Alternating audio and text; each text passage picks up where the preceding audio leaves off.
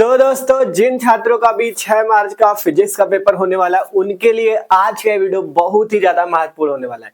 क्योंकि आज के इस वीडियो पे हम क्या बात करने वाले हैं, देखो हमने आपसे पहले ही कहा था कि फिजिक्स के पेपर में 70 में 70 तो हम आपको दिला के रहेंगे, ठीक है। इसके पहले वाले वीडियो पे हमने आपको क्या करा दिया था, इस पूरी फिजिक्स के पेपर के मतलब संपूर्ण किताब के 50 सबसे महत्वपूर्ण बहुविकल्पी प्रश्नों का एक वीडियो हमने इसके पहले ही बना दिया था, जिसमें हमने सभी एमसीक्यू क्वेश्चन सभी बहुविकल्पी प्रश्नों को उस वीडियो पे कराया था। आज के इस वीडियो पे हम क्या देखने वाले हैं, आज के इस वीडियो पे हम देखने वाले 12th फिजिक्स के पूरी बुक के 1 और 2 नंबर वाले जितने भी महत्वपूर्ण अति लघु उत्तरीय प्रश्न आपसे बात करें तो 10 क्वेश्चन आएंगे, ठीक है।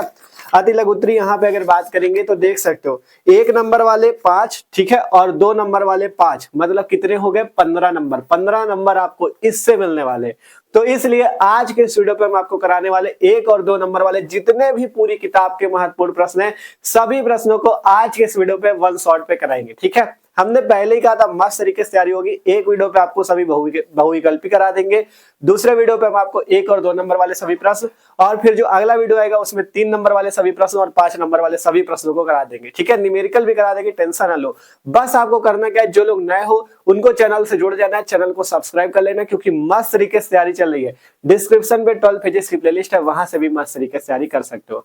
तो बिना टाइम वेस्ट किए शुरू करते हैं इस वीडियो को। और एक चीज ध्यान रखना, आपको इस वीडियो पे लास्ट तक रुकना। अगर 6 मार्च का जो फिजिक्स का पेपर देना, आपको अच्छे नंबर लाना चाहते हो और ये जो 15 नंबर आपको बताएगा 15 नंबर पक्के करना चाहते हो, तो यार इस वीडियो को पूरा शुरू से लेकर लास्ट तक देखना, ठीक है। क्योंकि बहुत ही महत्वपूर्ण वीडियो है। पूरी बुक के मतलब चैप्टर 1 आपका वैद्युत आवेश तथा क्षेत्र से आपका चैप्टर नंबर 14 अर्धचालक वाले चैप्टर तक के जितने भी महत्वपूर्ण प्रश्न सभी को इसी वीडियो पे आपको बताएंगे, ठीक है।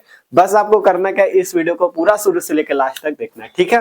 तो अब टाइम आपका वेस्ट नहीं करेंगे क्योंकि समय हमारे पास कम है, यही वीडियो आपका बहुत बड़ा बनेगा जाके। तो शुरू करते हैं, ठीक है। और जो लोग नए हो सब्सक्राइब कर लो, क्योंकि मस्त तरीके से तैयारी चल रही है आपकी क्लास 12 फिजिक्स की भी, केमिस्ट्री की भी। डिस्क्रिप्शन पे आपको प्लेलिस्ट मिल जाएगी, ठीक है। तो शुरू करते हैं। तो देखो यहाँ पे हम लोग शुरू करने वाले क्लास 12 फिजिक्स के सबसे महत्वपूर्ण 1 और 2 नंबर वाले सभी प्रश्नों को एक एक करके शुरू करते हैं। देखो पहला क्वेश्चन है, मोस्ट इंपॉर्टेंट क्वेश्चन है, कई बार एग्जाम में पूछा भी गया है ये, ठीक है। क्वेश्चन है, एक इलेक्ट्रॉन वोल्ट की परिभाषा दीजिए, ठीक है। एक इलेक्ट्रॉन वोल्ट जो ऊर्जा होती है इसकी परिभाषा दीजिए। तो समझना, कहा गया एक इलेक्ट्रॉन वोल्ट वह ऊर्जा है जो किसी इलेक्ट्रॉन से 1 वोल्ट विभवांतर द्वारा त्वरित होने पर अर्जित होती है, ठीक है। कहा गया एक इलेक्ट्रॉन वोल्ट वह ऊर्जा है जो किसी इलेक्ट्रॉन से 1 वोल्ट विभवांतर द्वारा त्वरित होने पे अर्जित होती है, उसे हम लोग क्या बोलते हैं, 1 इलेक्ट्रॉन वोल्ट ऊर्जा बोलते हैं। और 1 इलेक्ट्रॉन वोल्ट जो ऊर्जा होती है वो कितने जूल के बराबर होती है, वो आपका 1.6 गुणे 10⁻19 जूल के बराबर होती है, ठीक है। ये परिभाषा 1 नंबर पे पूछी जाती है, ठीक है, और बहुत ही महत्वपूर्ण है। याद रखना, 1 इलेक्ट्रॉन वोल्ट वह ऊर्जा है जो किसी इलेक्ट्रॉन से 1 वोल्ट विभवांतर, ठीक है। 1 इलेक्ट्रॉन वोल्ट वह ऊर्जा जो किसी इलेक्ट्रॉन से 1 वोल्ट विभवांतर द्वारा त्वरित होने पर आपका क्या होती है, अर्जित होती है। तो उस ऊर्जा को हम लोग 1 इलेक्ट्रॉन वोल्ट ऊर्जा बोलते हैं। और 1 इलेक्ट्रॉन वोल्ट ऊर्जा बराबर होती है 1.6 गुणे 10⁻19 जूल के, ठीक है। तो ये सिंपल सी पहली परिभाषा थी। महत्वपूर्ण जितनी है किसी को भी हल्के में लेना, सभी तैयार करना आपको, ठीक है। तो मस्त तरीके से अगला देखो क्वेश्चन है, वैद्युत क्षेत्र की तीव्रता की परिभाषा तथा इसका मात्रक लिखिए। ये जितने क्वेश्चन है हर साल पूछे जाता है और इस बार भी पक्का आएंगे, ठीक है। कहा गया वैद्युत क्षेत्र की तीव्रता की परिभाषा तथा इसका मात्रक लिखिए। तो देखो वैद्युत क्षेत्र की तीव्रता समझते हैं। कहा गया वैद्युत क्षेत्र में किसी बिंदु पर रखे परीक्षण आवेश पर लगने वाले बल तथा परीक्षण आवेश के अनुपात को उस बिंदु पर वैद्युत क्षेत्र की तीव्रता ई वेक्टर कहते हैं। मतलब कहा गया अगर किसी बिंदु पर, मान लो कोई बिंदु है जिसपे कोई परीक्षण आवेश प्लस Q0 मान लो रखा है, ठीक है। किसी बिंदु पे मान लो प्लस Q0 एक परीक्षण आवेश रखा है, तो इस बिंदु पे जो लगने वाला बल होगा, ठीक है, इस बिंदु पे जो लगने वाला बल होगा और ये जो परीक्षण आवेश Q0 होगा, इसका अनुपात ही वैद्युत क्षेत्र की तीव्रता कहलाएगा, ठीक है। कहा गया है कि वैद्युत क्षेत्र में किसी बिंदु पर रखे परीक्षण आवेश Q0 पर लगने वाला बल F तथा परीक्षण आवेश के अनुपात को उस बिंदु पर वैद्युत क्षेत्र की तीव्रता E कहते हैं, ठीक है। वैद्युत क्षेत्र की तीव्रता E कहते हैं। तो E बराबर जो सूत्र होता है वो होता है लगने वाला बल तथा परीक्षण आवेश का अनुपात, बल बटा परीक्षण आवेश का अनुपात Q0। ये सूत्र होता है E बराबर F/Q0, ठीक है। E बराबर सूत्र क्या होता है, F/Q0। मतलब अगर वैद्युत क्षेत्र में स्थित कोई बिंदु है जिसपे परीक्षण आवेश Q0 स्थित है और उसमें लगने वाला बल F है, तो बल F तथा Q नॉट के अनुपात को हम लोग वैद्युत क्षेत्र की तीव्रता E कहते हैं। ठीक है, तो E इक्वल टू सूत्र होता है F अपॉन Q नॉट।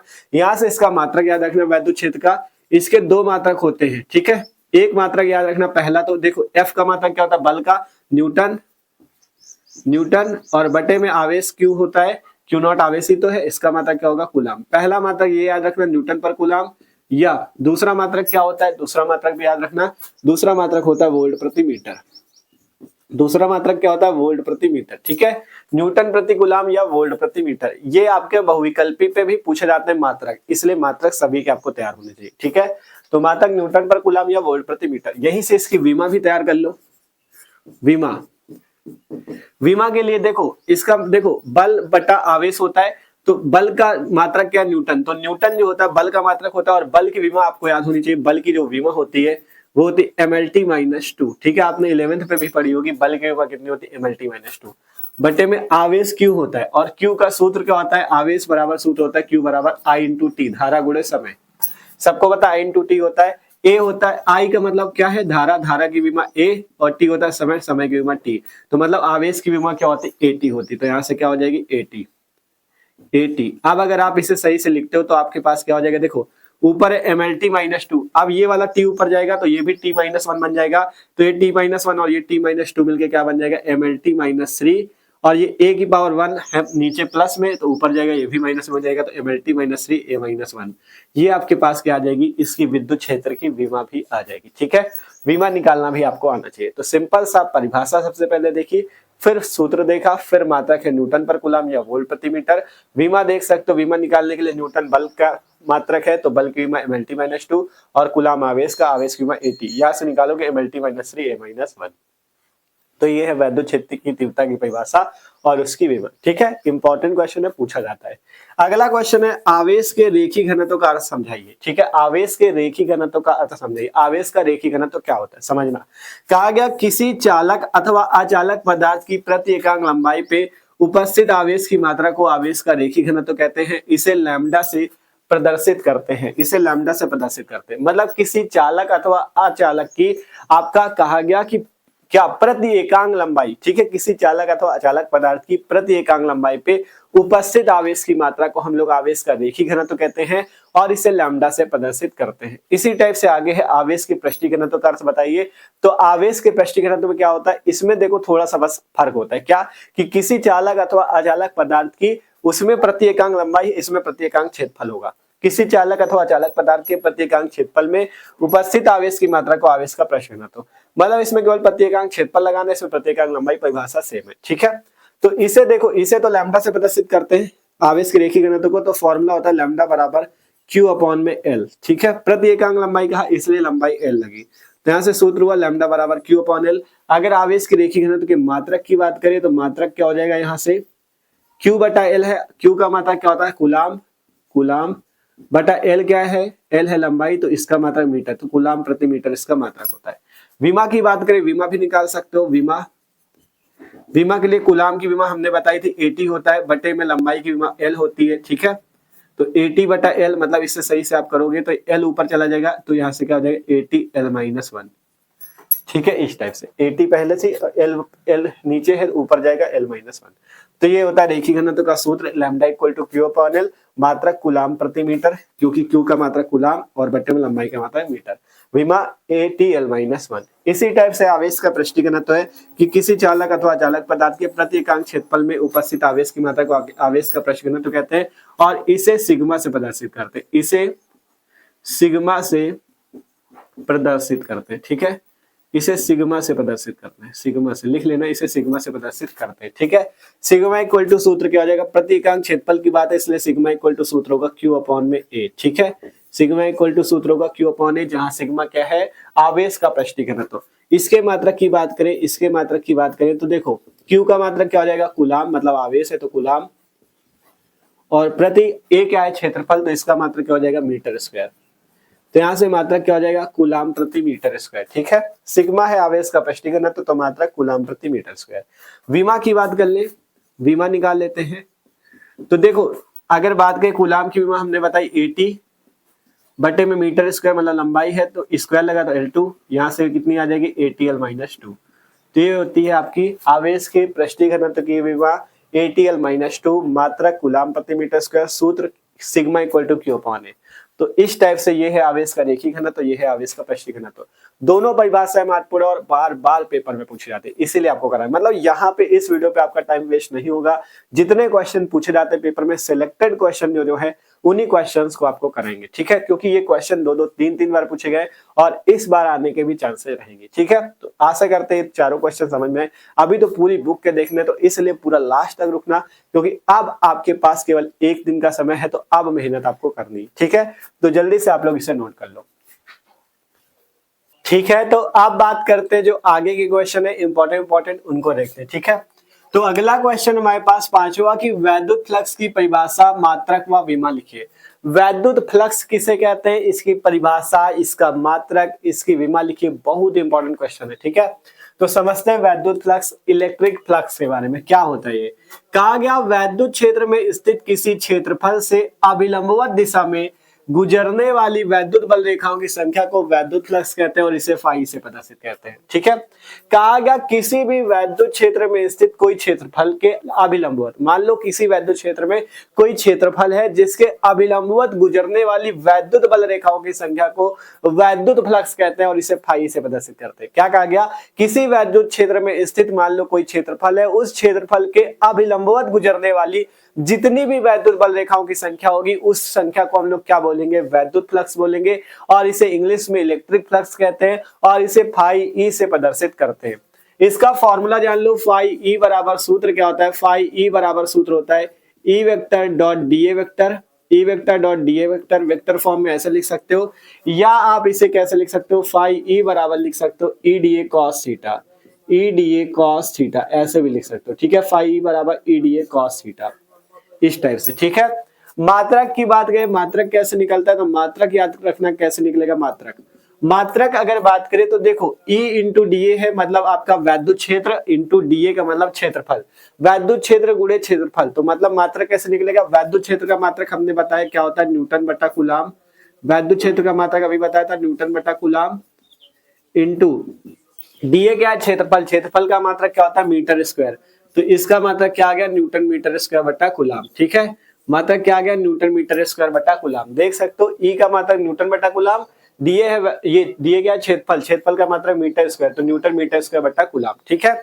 दूसरा मात्रक एक होता है क्या? दूसरा समझ लो, दूसरा मात्रक कौन सा है? दूसरा मात्रक ये है, देखो ई का एक मात्रक हमने क्या बताया था? वोल्ट प्रति मीटर। अभी बताया था ना, दो मात्रक है, पहला न्यूटन पर कूलाम, दूसरा वोल्ट प्रति मीटर। तो एक मात्रक वोल्ट प्रति मीटर बताया, तो अगर यहाँ पे न्यूटन बटा कूलाम की जगह वोल्ट बटा मीटर लिख दो, वोल्ट बटा मीटर, और गुणे क्षेत्रफल का सेम रहेगा मीटर स्क्वायर, क्षेत्रफल का सेम रहेगा मीटर स्क्वायर। तो यहाँ से क्या होगा? मीटर से इसकी पावर कट जाएगी, तो यहाँ से इसका नया मात्रक क्या आ जाएगा? वोल्ट मीटर, ठीक है, वोल्ट मीटर। तो याद रखना इसका एक मात्रक क्या होता है? वोल्ट मीटर होता है, ठीक है, और एक न्यूटन मीटर स्क्वायर बटा कूलाम होता है, ठीक है। देख सकते हो इस टाइप से है कि पहले परिभाषा समझिए कि वैद्युत क्षेत्र में स्थित किसी क्षेत्रफल से अभिलंबवत दिशा में गुजरने वाली वैद्युत बल रेखाओं की संख्या को वैद्युत फ्लक्स बोला जाता है। इसे फाई से प्रदर्शित करते हैं। सूत्र होता है फाई बराबर E vector dot D A vector या फाई ई बराबर E D A cos theta. E है वैद्युत क्षेत्र, डी ए है अल्पांश क्षेत्रफल, ठीक है। मात्रक अगर बात करें तो ई का मात्रक न्यूटन बटा कूलाम इंटू डी ए क्षेत्रफल है इसलिए मीटर स्क्वायर। तो एक मात्रक निकला न्यूटन मीटर स्क्वायर बटा कूलाम। दूसरा मात्रक अगर वैद्युत क्षेत्र का एक मात्रक वोल्ट प्रति मीटर बताया, तो अगर वैद्युत क्षेत्र का मात्रक वोल्ट प्रति मीटर रख दो और इधर मीटर स्क्वायर, तो वोल्ट मीटर आ जाता है वैद्युत फ्लक्स का मात्रक, ठीक है। तो इस टाइप से ये क्वेश्चन भी कंप्लीट है, परिभाषा, मात्रक और विमा। विमा रहेगी अभी, ठीक है, विमा भी तो नहीं बताई, विमा भी बता देते, देखो इधर विमा निकाल लेते, ठीक है। विमा के लिए हमने बताया था, देखो यहां से निकाले अगर न्यूटन मीटर स्क्वायर बटा कूलाम से, तो न्यूटन की विमा, बल की विमा हमने बताई mlt-2, बल की विमा क्या बताई? mlt-2 इंटू मीटर स्क्वायर मतलब लंबाई, लंबाई के स्क्वायर मतलब L2 इसकी विमा हो जाएगी, L2 इसकी विमा हो जाएगी, बटे में कूलाम। कूलाम क्या होता है? कूलाम की विमा 80 अभी बताई थी ना, Q बराबर IT, तो यहाँ से 80। अब इसे सॉल्व कर लो, यही इसकी विमा हो जाएगी। अगर इसे सॉल्व करें तो देखो इसकी विमा हम कहीं पे लिखे दे रहे हैं, यहाँ पे देखो लिखे देंगे, ठीक है। यहाँ से देखो M आपका एक बार है तो M को लिख लेंगे M, यहाँ से L और L2 है तो मिलके ML3 बन जाएगा। यहाँ से देखोगे T-2 है, एक T नीचे ऊपर जाएगा तो T-3 हो जाएगा, और यहाँ से क्या बचेगा? A है, ऊपर जाएगा A-1, तो इसकी विमा निकल के आएगी ML3 T-3 A-1, यहाँ से निकल के आएगी ML3 T-3 A-1।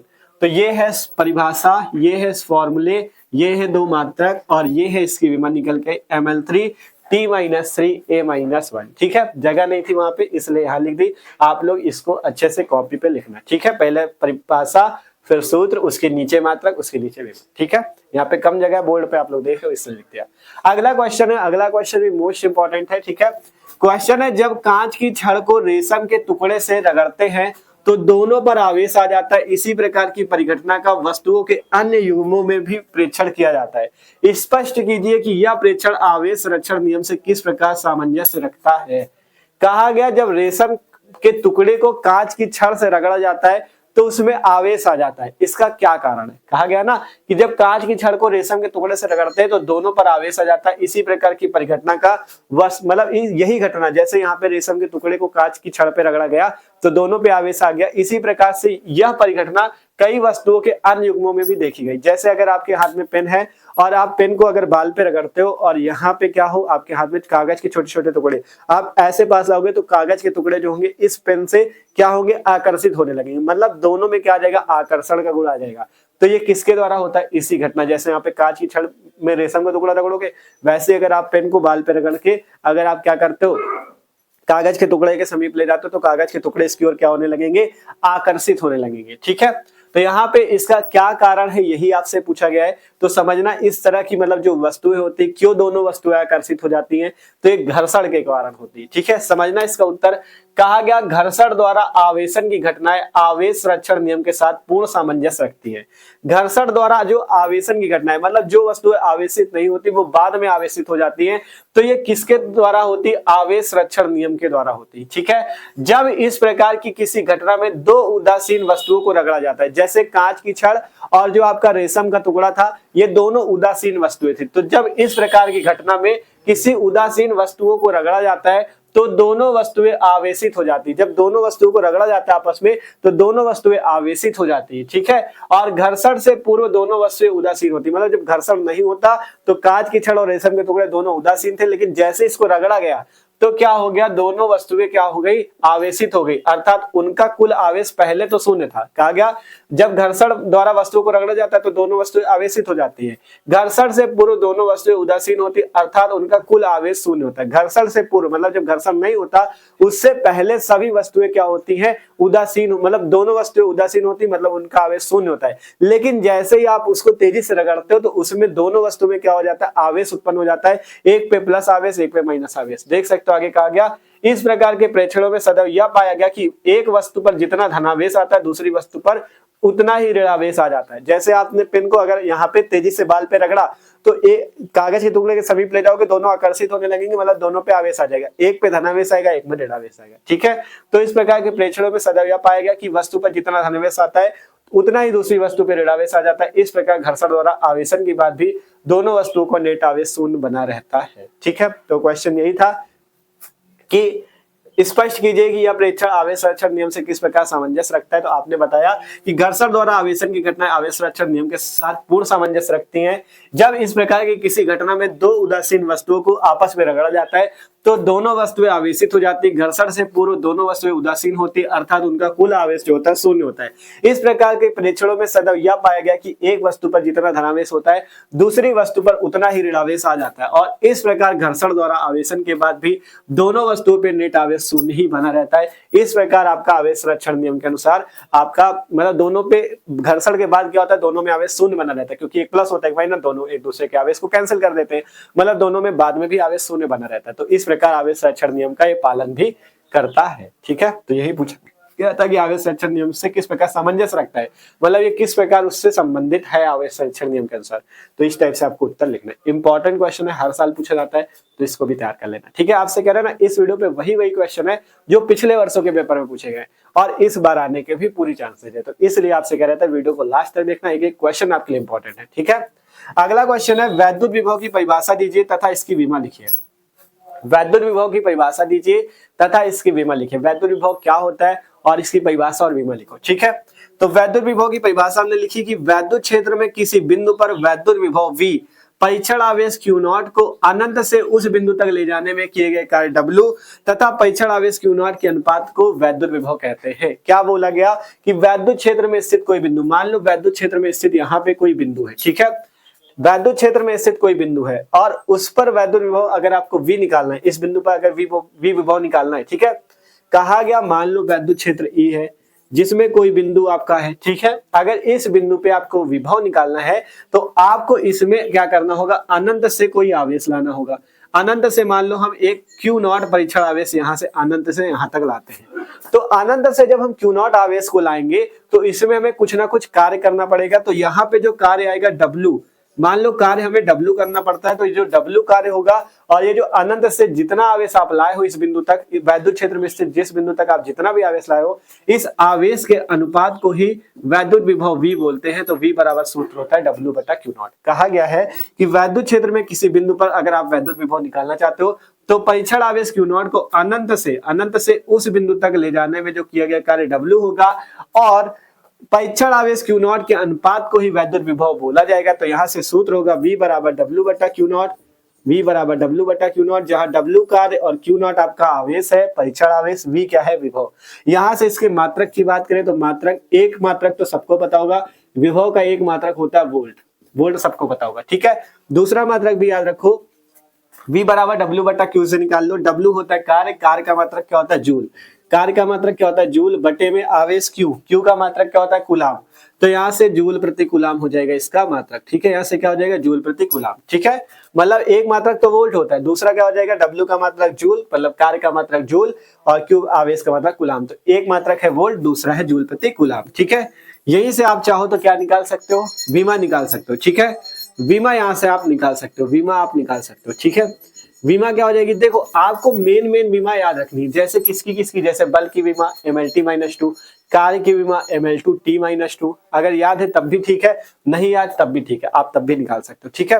देखो W की अगर बात के, कार्य क्या होता है, कार्य का सूत्र होता है बल गुणे विस्थापन, ठीक है, कार्य W बराबर सूत्र होता है बल गुणे विस्थापन, यहाँ से आप कार्य की विमा निकाल सकते हो, बल गुणे विस्थापन, ठीक है, बल गुणे विस्थापन। बल की विमा अगर याद है तो आप बल की विमा यहाँ से सीधा रख दो MLT-2, अगर बल की विमा भी नहीं याद तो क्या करो, बल का भी सूत्र याद रखो, फिर बल का सूत्र क्या होता है, बल का सूत्र, ठीक है, F बराबर सूत्र होता है द्रव्यमान गुणे त्वरण, द्रव्यमान गुणे त्वरण, त्वरण क्या होता है, त्वरण होता है आपका, ठीक है, F बराबर सूत्र होता है M इंटू ए, बल F बराबर सूत्र होता है M इंटू ए, जहां M द्रव्यमान, A त्वरण होता है, ठीक है, और गुणे में कार्य की जगह यहाँ पे विस्थापन भी था, तो विस्थापन, ये सूत्र किसकी जगह लगा, द्रव्यमान गुणे त्वरण, बल की जगह, ठीक है। अब द्रव्यमान मतलब M और त्वरण की विमा होती LT-2, त्वरण की विमा LT-2 इंटू विस्थापन एक प्रकार की दूरी, इसलिए इसकी विमा L, तो यहाँ से विमा जो निकल के आती कार्य की वो आती M, L और L मिला के L2T-2, ठीक है।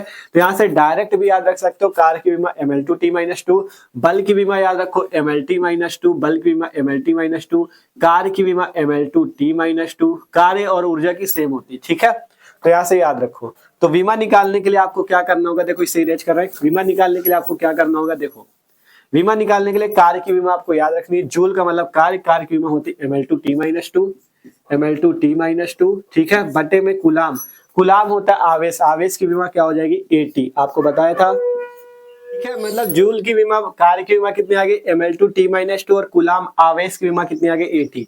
यहाँ से अगर निकाला जाए विमा, इसकी जो आपकी विभव की विमा हो जाएगी वो कितनी हो जाएगी, देखो यहाँ से ML2 तो आपका सेम रहेगा ML2, अब T-2 बटे में T मतलब T-3 हो जाएगा और ये A ऊपर जाएगा A-1, तो इसकी विमा हो जाएगी ML2T-3 A-1, ठीक है।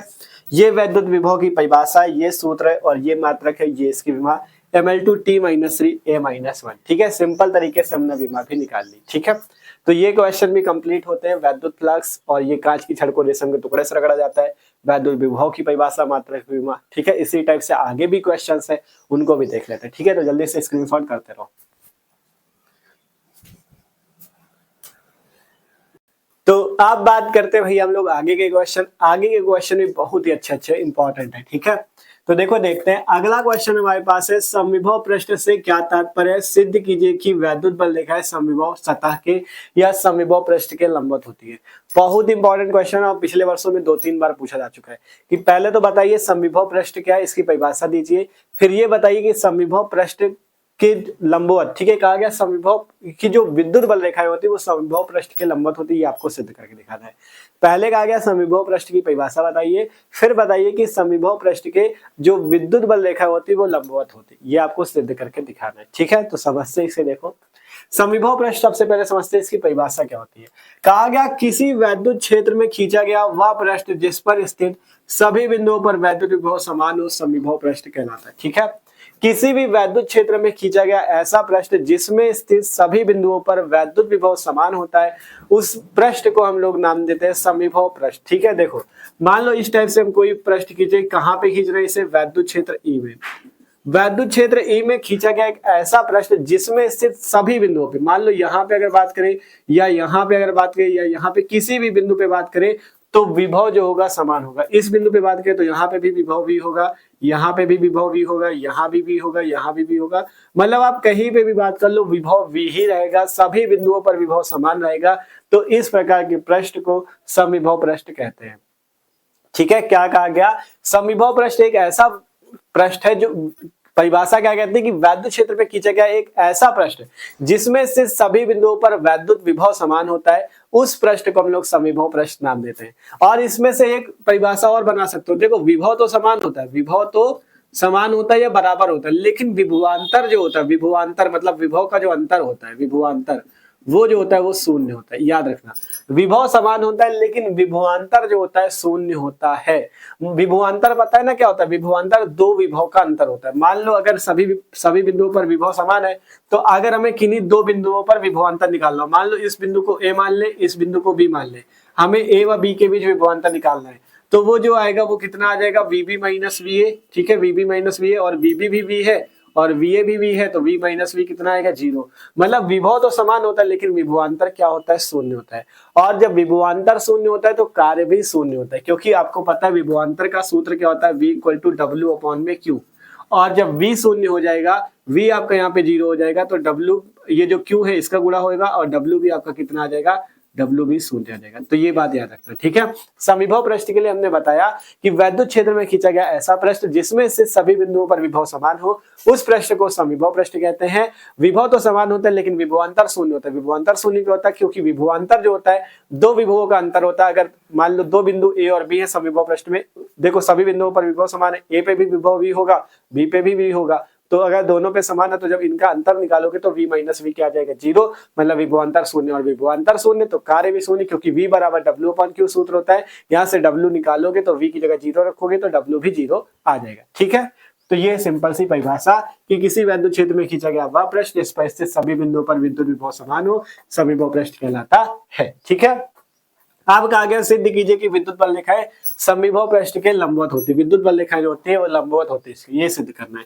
तो लिखा गया चूंकि समविभव पृष्ठ पर किसी बिंदु पर आवेश को एक बिंदु से दूसरे बिंदु तक ले जाने में किया गया कार्य शून्य होता है, इसलिए विद्युत बल रेखाएं समविभव पृष्ठ के लंबवत होती है। कहा क्या गया समझना, चूंकि समविभव पृष्ठ पर किसी बिंदु आवेश को एक बिंदु से दूसरे बिंदु तक ले जाने में किया गया कार्य शून्य होता है, इसीलिए विद्युत बल रेखाएं समविभव पृष्ठ के लंबवत होती है। देखो इसको आप तब समझ सकते हो अगर आपको विद्युत विभवांतर की परिभाषा पता हो।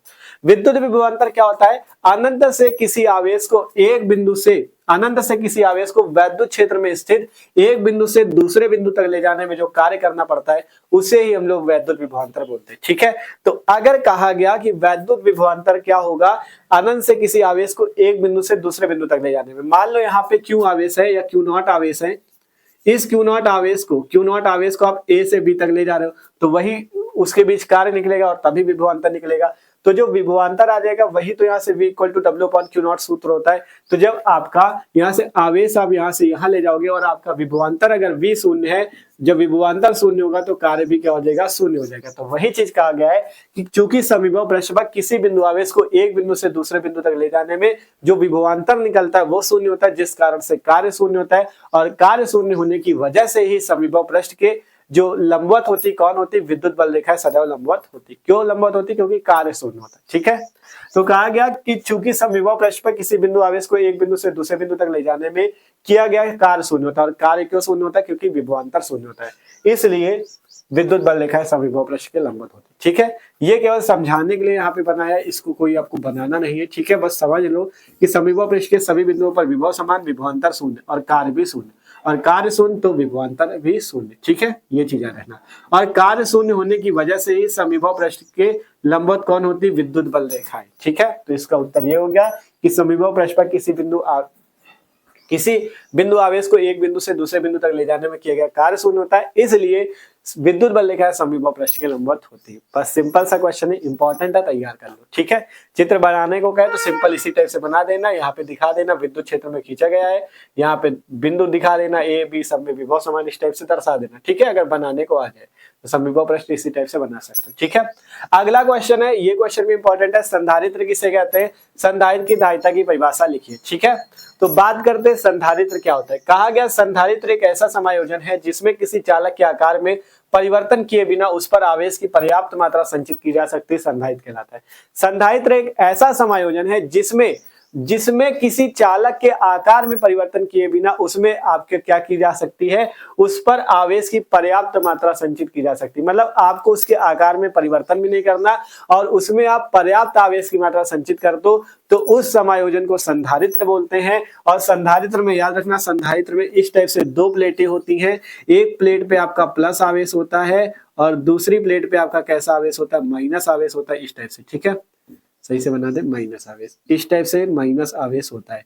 इस टाइप से दो प्लेटें होती है, इस प्लेट को ए नाम दे दो, इस प्लेट को बी नाम दे दो, तो इससे बोलते हैं संधारित्र। ठीक है, तो संधारित्र एक ऐसा समायोजन है जिसमें किसी चालक के आकार में परिवर्तन किए बिना उस पर आवेश की पर्याप्त मात्रा संचित की जा सकती है, उसे संधारित्र बोलते हैं।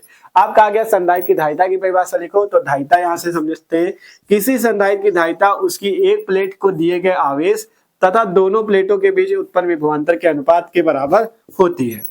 क्या कहा गया? समझो, किसी संधारित्र की धारिता उसकी एक प्लेट को दिए गए आवेश, मान लो इस प्लेट को कुछ आवेश दिया जाए, किसी एक प्लेट को दिए गए कुछ आवेश तथा दोनों प्लेटों के बीच उत्पन्न विभवांतर, दोनों प्लेटों के बीच जो उत्पन्न विभवांतर V होगा, इनके अनुपात को, मतलब यहां से जो सूत्र आता है धारिता को C से प्रदर्शित करते हैं, C का जो सूत्र आता है वो आता है, कहा गया कि इन दोनों संधारित्र की दोनों प्लेटों में से किसी एक प्लेट को दिए गए आवेश तथा दोनों प्लेटों के बीच उत्पन्न विभवांतर के अनुपात को धारिता कहते हैं। मतलब C इक्वल टू सूत्र होता है Q अपॉन में V। ठीक है, C इक्वल टू सूत्र क्या होता है? Q अपॉन V, जहां C धारिता, Q आवेश और V विभवांतर है।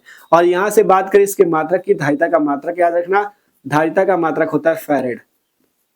क्या मात्रक होता है? फैरेड। या यहां से मात्रक इससे भी निकाल सकते हो, Q का मात्रक कूलाम और V का मात्रक वोल्ट, तो कूलाम बटा वोल्ट भी इसका मात्रक होता है, कूलाम बटा वोल्ट भी इसका मात्रक होता है। ठीक है, तो C के दो मात्रक है, पहला फैरेड, दूसरा कूलाम बटा वोल्ट या कूलाम प्रति वोल्ट। ठीक है, तो इस टाइप से मात्रक भी हो गया, परिभाषा भी हो गई।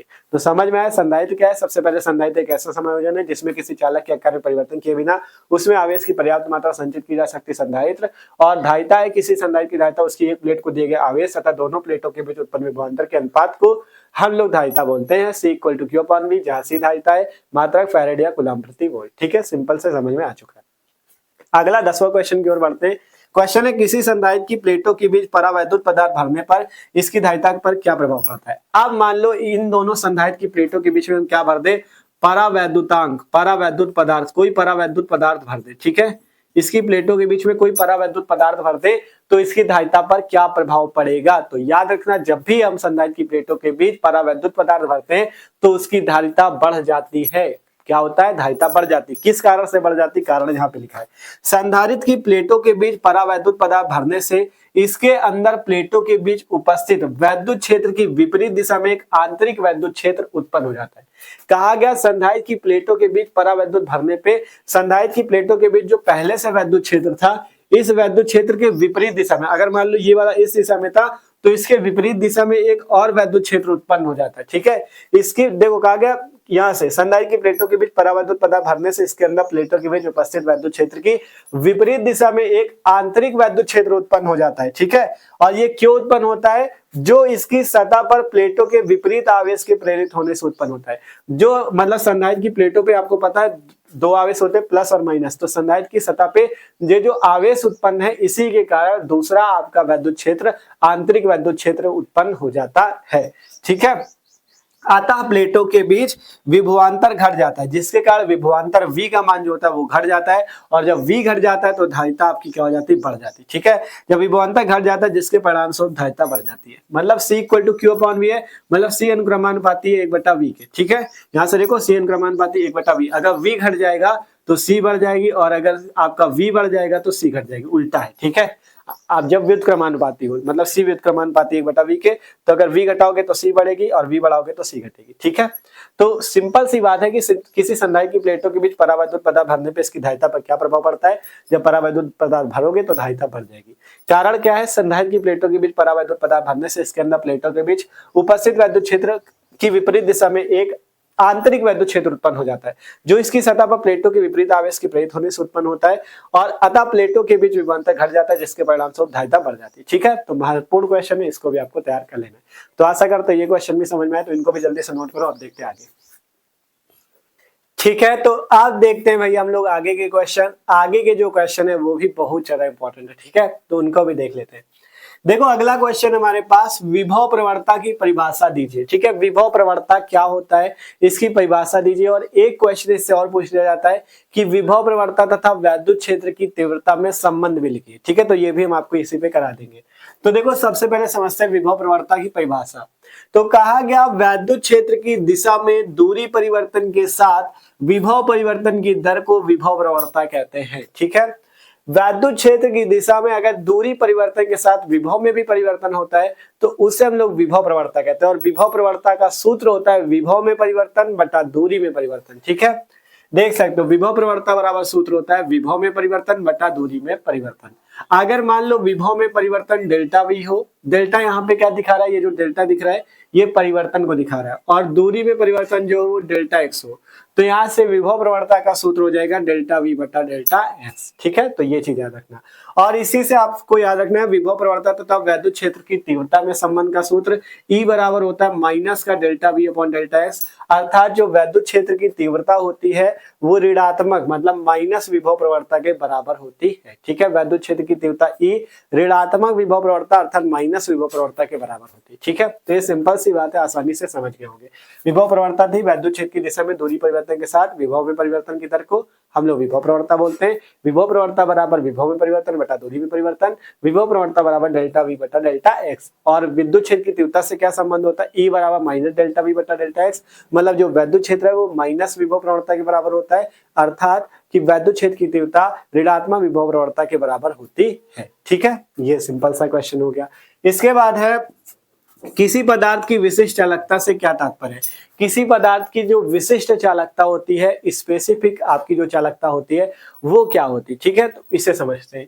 तो कहा गया किसी चालकीय पदार्थ के विशिष्ट प्रतिरोध के व्युत्क्रम को, अर्थात व्युत्क्रम का मतलब होता है उल्टा, किसी पदार्थ के विशिष्ट प्रतिरोध के उल्टे को या किसी पदार्थ के विशिष्ट प्रतिरोध के व्युत्क्रम को, व्युत्क्रम का मतलब 1 के बटे में। ठीक है, व्युत्क्रम को उस पदार्थ की विशिष्ट चालकता कहते हैं, और इसे सिग्मा बोलते हैं, इसे सिग्मा से प्रदर्शित करते हैं। ठीक है, यहां से सिग्मा बराबर सूत्र होता है 1/ρ। देखो सिग्मा यहाँ पे है विशिष्ट चालकता और विशिष्ट प्रतिरोध है रो, तो इसके व्युत्क्रम मतलब 1 का उल्टा ऐसे 1 बटे में। ठीक है, सिग्मा इक्वल टू 1/ρ, जहां सिग्मा क्या है विशिष्ट चालकता और इसे रो बोलते हैं, रो क्या है विशिष्ट प्रतिरोध। ठीक है, तो यहाँ से किसी चालक के पदार्थ की विशिष्ट प्रतिरोध के व्युत्क्रम को उस पदार्थ की विशिष्ट चालकता कहते हैं, इसे सिग्मा से प्रदर्शित करते हैं। मतलब सिग्मा बराबर 1/ρ। और मात्रक याद रखना है, इसका एक मात्रक ऐसे समझ सकते हो मो मीटर इनवर्स। ठीक है, क्या लिख सकते हो, मो मीटर इनवर्स या ओम इनवर्स मीटर इनवर्स। ठीक है, क्योंकि ओम इनवर्स को मो भी लिखा जाता है, इसलिए मो मीटर इनवर्स या इसका मात्रक ओम इनवर्स मीटर इनवर्स। ठीक है, तो ये बात है विशिष्ट चालकता की, किसी चालक के पदार्थ के विशिष्ट प्रतिरोध के व्युत्क्रम को उस पदार्थ की विशिष्ट चालकता कहते हैं। सिग्मा इक्वल टू 1/ρ, जहां सिग्मा है विशिष्ट चालकता, रो है विशिष्ट प्रतिरोध। ठीक है, मात्रक है मो मीटर इनवर्स या ओम इनवर्स मीटर इनवर्स। इसमें एक चीज पूछ लिया जाता है कि विशिष्ट चालकता, धारा घनत्व तथा वैद्युत क्षेत्र की तीव्रता में संबंध लिखो। अगर कभी भी पूछा जाए विशिष्ट चालकता, वैद्युत क्षेत्र और धारा घनत्व में संबंध, तो याद रखना विशिष्ट चालकता बराबर सूत्र होता है धारा घनत्व बटे में वैद्युत क्षेत्र, और विशिष्ट चालकता को सिग्मा से लिखते हैं, तो सिग्मा बराबर सूत्र होता है J बटा E, जहां J धारा घनत्व है और E विद्युत क्षेत्र है। तो यहाँ से ये भी संबंध याद रखना, विशिष्ट चालकता बराबर धारा घनत्व बटा वैद्युत क्षेत्र, सिग्मा बराबर J अपॉन में E। ठीक है, ये भी पूछ ले जाता है 1 नंबर पे, तो इसको भी याद रखना। इसके बाद अगला क्वेश्चन है सेल के आंतरिक प्रतिरोध से आप क्या समझते हैं, और इसी में पूछ जाता है सेल के आंतरिक प्रतिरोध किन किन बातों पर निर्भर करता है, तो वो भी समझ में। ठीक है, सबसे पहले परिभाषा देखो, कहा गया जब किसी सेल की प्लेटों को तार द्वारा जोड़ देते हैं तो तार में वैद्युत धारा सेल की धन प्लेट से ऋण प्लेट की ओर तथा सेल के भीतर उसके घोल में ऋण प्लेट से धन प्लेट की ओर बहने लगती है। ठीक है, कहा गया जब किसी सेल में वैद्युत धारा बहती तो क्या होता है, बताया गया कि जब किसी सेल की प्लेटों को तार द्वारा जोड़ते हैं, जब तार द्वारा आप सेल की प्लेटों को जोड़ोगे तभी तो धारा बहेगी। तो कहा गया जब किसी सेल की प्लेटों को तार द्वारा जोड़ देते हैं तो तार में वैद्युत धारा सेल की, तार में जो वैद्युत धारा होती है वो सेल की धन प्लेट से ऋण प्लेट की ओर तथा जो सेल के भीतर जो घोल भरा होता है उस घोल में ऋण प्लेट से धन प्लेट की ओर बहती है। इस प्रकार सेल की दोनों प्लेटों के बीच सेल के भीतर वैद्युत धारा के प्रवाह में घोल द्वारा उत्पन्न अवरोध का मतलब रुकावट को सेल का आंतरिक प्रतिरोध इंटरनल रेजिस्टेंस ऑफ सेल कहते हैं। इंटरनल रेजिस्टेंस मतलब आंतरिक प्रतिरोध कहते हैं, और इसे स्मॉल आर से प्रदर्शित करते हैं। ठीक है, कहा गया जब किसी सेल की प्लेटों को तार द्वारा जोड़ देते हैं तो तार में वैद्युत धारा सेल की धन प्लेट से ऋण प्लेट की ओर तथा सेल के भीतर जो घोल भरा होता है उस घोल में ऋण प्लेट से धन प्लेट की ओर बहती है। इस प्रकार सेल की दोनों प्लेटों के बीच सेल के भीतर वैद्युत धारा के प्रवाह में घोल द्वारा जो उत्पन्न अवरोध है, जो उत्पन्न रुकावट है, उसे हम लोग आंतरिक प्रतिरोध इंटरनल रेजिस्टेंस ऑफ सेल बोलते हैं और इसे स्मॉल आर से प्रदर्शित करते हैं। तो ये है सेल के आंतरिक प्रतिरोध की परिभाषा। अब बात है कि सेल का आंतरिक प्रतिरोध किन किन बातों पर निर्भर करता है वो भी समझ लो। तो सेल का आंतरिक प्रतिरोध निम्न बातों पर निर्भर करता है। कौन कौन सी बातें हैं? पहली बात समझना कि यह सेल के इलेक्ट्रोडों के बीच की दूरी के अनुक्रमानुपाती होता है। जो सेल का आंतरिक प्रतिरोध होता है, ये सेल में जो इलेक्ट्रोड होते हैं, आपको पता है 2 इलेक्ट्रोड होते हैं, कैथोड और एनोड, उनके बीच की जो दूरी होती है उसके अनुक्रमानुपाती होता है। तो यह सेल का मतलब यह सेल के जो यह की बात है आंतरिक प्रतिरोध, यह सेल के इलेक्ट्रोडों के बीच की दूरी के अनुक्रमानुपाती होता है। मतलब जो आंतरिक प्रतिरोध होता है यह सेल के इलेक्ट्रोडों की जो बीच की दूरी होती है उसके अनुक्रमानुपाती होता है। दूसरी बात यह है कि यह वैद्युत अपघट्य के घोल में इलेक्ट्रोडों के डूबे हुए भाग के क्षेत्रफल के व्युत्क्रमानुपाती होता है। आपको पता है सेल में क्या होता है, इलेक्ट्रोड होता है, और इलेक्ट्रोड को किसमें घोला जाता है? वैद्युत अपघट्य के विलयन में। ठीक है, तो वैद्युत अपघट्य के घोल में कहा गया, वैद्युत अपघट्य के घोल में जो इलेक्ट्रोड डूबे हुए हैं उनके क्षेत्रफल, इलेक्ट्रोडों का जो क्षेत्रफल होगा उसके व्युत्क्रमानुपाती होता है। ठीक है, उसके व्युत्क्रमानुपाती होता है। तीसरा है कि विभिन्न वैद्युत अपघट्यों के लिए आंतरिक प्रतिरोध भिन्न भिन्न होता है। मतलब भिन्न भिन्न वैद्युत अपघट्यों के लिए जो आंतरिक प्रतिरोध होता है भिन्न भिन्न होता है। मतलब अगर अलग अलग वैद्युत अपघट्य के विलयन है तो उनके लिए आंतरिक प्रतिरोध भी अलग अलग होता है। ठीक है, ये नहीं कि सब में सेम हो, ये ऐसा नहीं होता। ठीक है, तथा यह वैद्युत अपघट्य के घोल की सांद्रता के भी अनुक्रमानुपाती होता है। व्युत्क्रमानुपाती केवल क्षेत्रफल के होता है। ठीक है, तो 3 बातें हैं। पहला है कि यह सेल के इलेक्ट्रोडों के बीच की दूरी के अनुक्रमानुपाती होता है, इलेक्ट्रोडों के बीच की दूरी के अनुक्रमानुपाती। यह वैद्युत अपघट्य के घोल में इलेक्ट्रोडों के डूबे हुए भाग के क्षेत्रफल के व्युत्क्रमानुपाती। तथा विभिन्न वैद्युत अपघट्यों के लिए आंतरिक प्रतिरोध भिन्न होता है तथा यह वैद्युत अपघट्य के घोल की सांद्रता के भी अनुक्रमानुपाती होता है। सांद्रता के अनुक्रमानुपाती, इलेक्ट्रोडों के बीच की दूरी के अनुक्रमानुपाती, लेकिन क्षेत्रफल के व्युत्क्रमानुपाती होता है। जो इलेक्ट्रोडों का क्षेत्रफल होता है उसके व्युत्क्रमानुपाती होता है। यह है कि सेल किन किन बातों पर निर्भर करता है। तो 3 बातें ये हमने लिख दी। ठीक है, तो सेल का आंतरिक प्रतिरोध भी समझा, वो किन किन बातों पर निर्भर करता है वो भी समझा। तो आशा करते हैं सबको ये क्वेश्चन भी समझ में होगा। इंपॉर्टेंट जितने क्वेश्चन है सब कुछ कराएंगे, टेंशन ना लो। ठीक है, तो जल्दी से इसे नोट कर लो। ठीक है, तो आप देखते हैं आगे के क्वेश्चन। आगे के क्वेश्चन भी बहुत ज्यादा इंपॉर्टेंट है। ठीक है, अगला क्वेश्चन है आपका 14 नंबर की, आवेश की गतिशीलता से आप क्या समझते हैं? ठीक है, गतिशीलता क्या होती है? गतिशीलता को इंग्लिश में मोबाइलिटी भी बोलते हैं। क्या होती है? ठीक है, तो समझते हैं।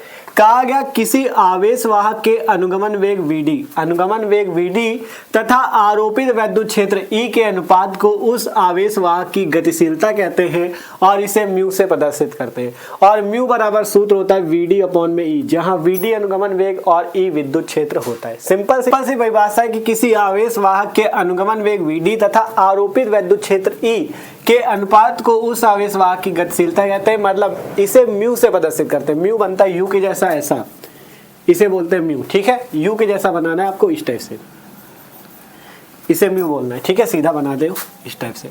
ये क्या चीज है आपके पास, म्यू है। ठीक है, इसे म्यू से प्रदर्शित करते हैं और ये जो म्यू होता है, म्यू बराबर सूत्र होता है म्यू बराबर वीडी अपॉन में ई, जहां वीडी अनुगमन वेग और ई विद्युत क्षेत्र की तीव्रता है। तो सिंपल सा फॉर्मूला है, अगर यहाँ से मात्रक निकालना चाहो तो मात्रक भी निकाल सकते हो। वीडी का मात्रक, वीडी एक वेग है तो इसका मात्रक मीटर बटा सेकंड हो जाएगा, और विद्युत क्षेत्र का मात्रक न्यूटन पर कूलाम होता है, तो ये बटे में, इसलिए इसका उल्टा हो जाएगा कूलाम बटा न्यूटन, तो इसका मात्रक ये हो जाएगा मीटर कूलाम बटे में ये क्या हो जाएगा सेकंड इंटू न्यूटन।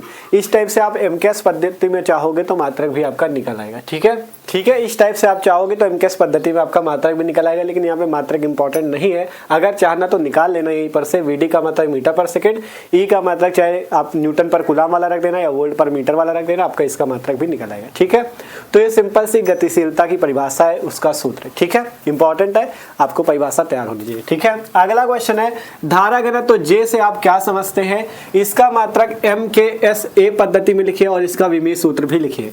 धारा घनत्व तो इस बार पूछा गया है। ठीक है, तो धारा घनत्व तो क्या होता है, तो किसी चालक में किसी बिंदु पर प्रति एकांक क्षेत्रफल से अविलंबवत गुजरने वाली धारा को उस बिंदु पर धारा घनत्व कहते हैं और इसे जे से प्रदर्शित करते हैं। क्या कहा गया, ध्यान से समझो।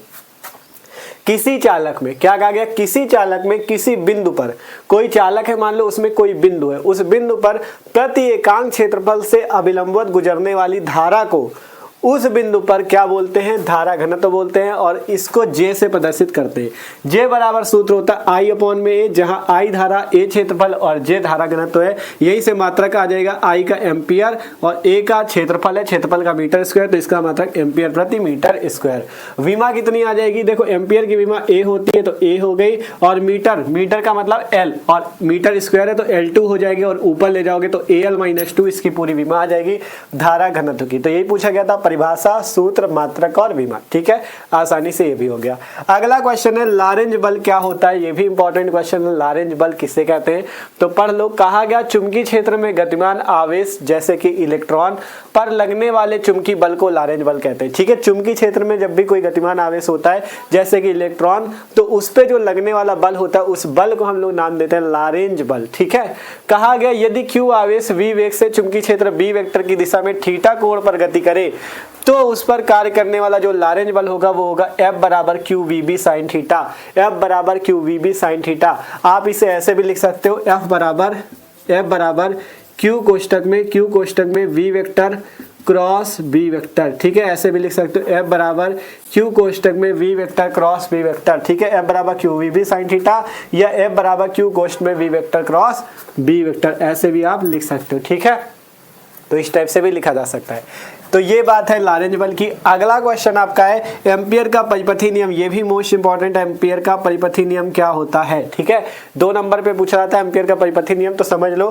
कहा गया किसी बंद वक्र के परितः चुंबकीय क्षेत्र की तीव्रता का रेखीय समाकलन उस बंद वक्र द्वारा घिरे क्षेत्रफल में से गुजरने वाली कुल वैद्युत धारा का म्यू नॉट गुना होता है। ठीक है, क्या कहा गया कि किसी बंद वक्र के परितः चुंबकीय क्षेत्र की तीव्रता का रेखीय समाकलन, चुंबकीय क्षेत्र की तीव्रता क्या होती है बी वेक्टर, तो चुंबकीय क्षेत्र की तीव्रता का क्या होना चाहिए, रेखीय समाकलन। मतलब यहाँ पे रेखीय समाकलन इस टाइप से बनेगा और चुंबकीय क्षेत्र की तीव्रता का कह रहा है, इसलिए B vector dot DL vector. ठीक है, ये हो जाएगा चुंबकीय क्षेत्र की तीव्रता का रेखीय समाकलन। रेखीय समाकलन उस बंद वक्र द्वारा घिरे क्षेत्रफल में से गुजरने वाली धारा का म्यू नॉट गुना होगा। मतलब जो गुजरने वाली धारा आई होगा उसका क्या होगा, म्यू नॉट गुना होगा। तो ये होगा एम्पियर का परिपथी नियम, जहां बी वेक्टर चुंबकीय क्षेत्र है, डीएल वेक्टर एक अल्पांश भाग है, एक अल्पांश छोटा सा भाग है, आई आपकी धारा और म्यू नॉट क्या है, चुंबकशीलता है। ठीक है, यहाँ पे देख सकते हो हमने लिखा रेखीय समाकलन B vector dot DL vector बराबर म्यू नॉट आई, जहां म्यू नॉट को निर्वात की निरपेक्ष चुंबकशीलता बोलते हैं। ठीक है, तो ये आपका क्या है, एम्पियर का परिपथी नियम।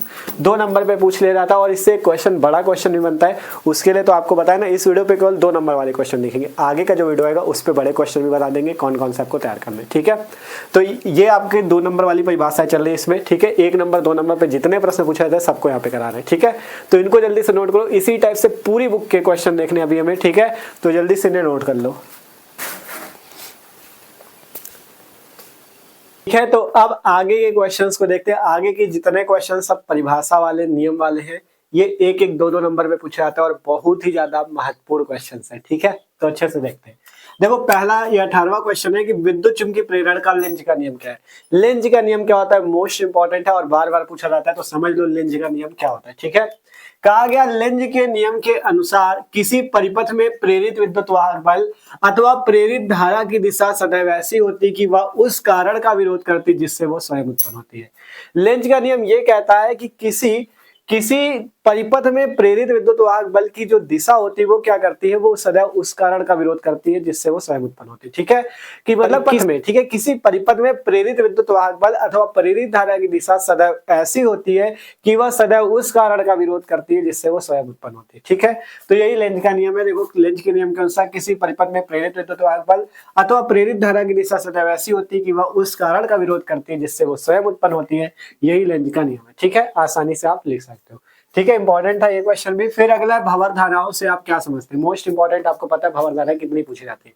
भंवर धाराएं समझ लो, सन 1875 में फोको नामक एक वैज्ञानिक थे। क्या नाम था, फोको। सन 1875 में फोको ने देखा कि जब किसी धातु का टुकड़ा किसी परिवर्तित चुंबकीय क्षेत्र में रखा जाता है, परिवर्तित चुंबकीय क्षेत्र जिसमें मतलब चुंबकीय क्षेत्र परिवर्तित होता रहता है, जब किसी धातु के टुकड़े को परिवर्तित चुंबकीय क्षेत्र में रखा जाता है अथवा किसी चुंबकीय क्षेत्र में इस प्रकार गति करता है कि उससे बद्ध चुंबकीय फ्लक्स में लगातार परिवर्तन हो। ठीक है, मतलब आप चाहे तो किसी परिवर्तित चुंबकीय क्षेत्र में किसी धातु के टुकड़े को रखो या उसे क्या कराओ, उसमें गति कराओ उसी परिवर्तित चुंबकीय क्षेत्र में। ठीक है, तो क्या हो, उससे बद्ध चुंबकीय फ्लक्स में क्या होगा, लगातार परिवर्तन हो, तो धातु के संपूर्ण आयतन में प्रेरित धाराएं उत्पन्न हो जाती हैं और ये धाराएं धातु की गति का विरोध करती है। इन धाराओं को भंवर धाराएं या फोको धाराएं कहते हैं। मतलब सीधी सी बात है, अगर आप क्या करते हो, एक धातु का टुकड़ा लेते हो, उसे एक परिवर्तित चुंबकीय क्षेत्र में या तो रख दो या उसे गतिमान करो इस टाइप से। ठीक है, तो इसमें क्या होगा, इस धातु में क्या होगा, चुंबकीय फ्लक्स में परिवर्तन होगा जिसके कारण इसमें धाराएं उत्पन्न हो जाएंगी, प्रेरित धाराएं।